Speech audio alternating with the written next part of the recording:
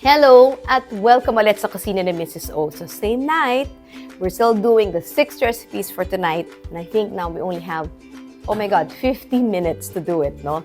So our dinner starts at 6 o'clock. So we only had less than 2 hours to do it. So we've been preparing all of our dishes. Sorry for the mess because it's all in one day and this is an actual live. Ibig sabihin, hindi kami nagkukook tapos papakita lang. We're cooking and then guests are actually gonna eat it tonight.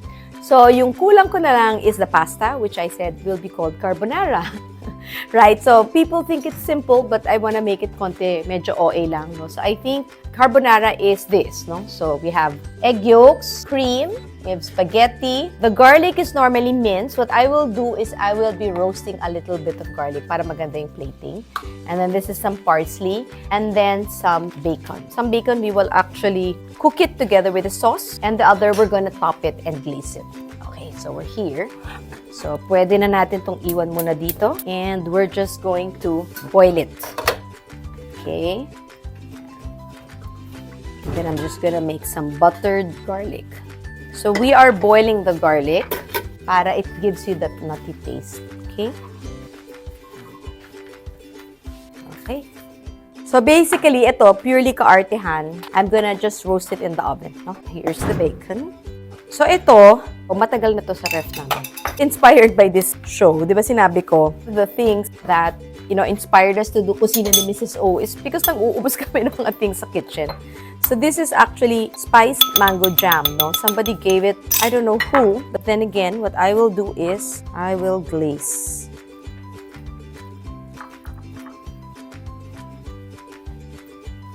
There you go. I will now glaze my bacon and use it as a topping. So what we are doing now is the spaghetti carbonara. Diba? We are simmering our garlic. And now what I'm doing is we are preparing our garnish. Garnish lang to po. Bacon garnish. Kaartehan lang. The thing is with carbonara, I have to prepare it last minute. No? Kasi the sauce might dry up. Sauce sa cream. So basically, later when I do the demo, there are actual guests here already.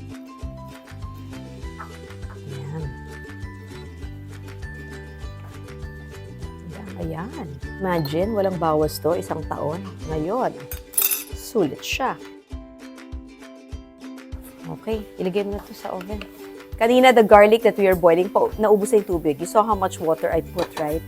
So, we're waiting for the water to dry up. And then, I'm gonna add some butter. No? So, basically, I'm gonna be doing burning. There you go. And then, this will be my sauce later on. Meaning, parang garnish ko siya sa carbonara. So, there. So, we're just gonna make it some burnt butter para masarap. Of course, kakapanood ko lang ng Bon Appetit, My Majesty. Which I highly recommend to watch. So, this one, you cannot stay away from the pan. You actually have to watch it because you might burn it. So I'm just looking at the clock. I'm just gonna keep on swirling it just to make sure it doesn't get burnt. And so if you see, diba, nagba-brown na siya yung ating garlic. So that's what we're trying to achieve. Normally, we associate garlic with sobrang maanghang and too pungent yung taste. So this is actually perfect. This is more, may pagka-nutty, no? So there. So this will be our garnish for our pasta. So, for our pasta, now we will make the sauce. I'm just gonna fill this up, maybe half. So, I'm gonna slice it there. There you go. So, basically, ang pinaka-advanced prep work ng ating carbonara really is to just slowly cook the bacon, cook the garnish, but then the egg yolks and then the cream, I have to add it later on kasi nga, it's gonna dry up, no?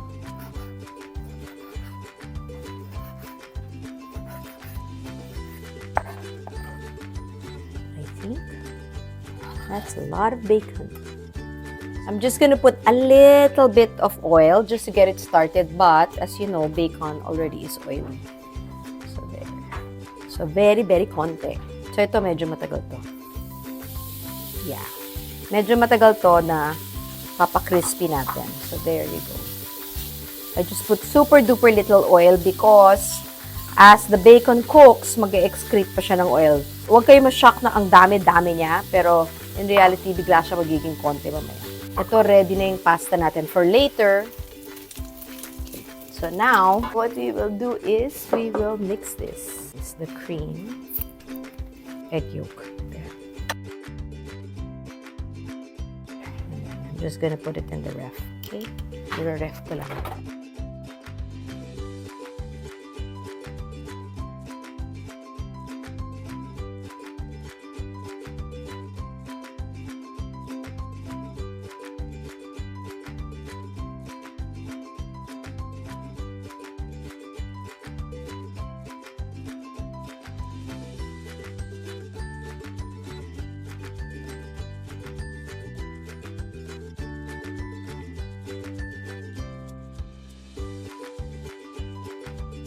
Oh, diba? This is the cream that we mix with the eggs para it will be extra thick.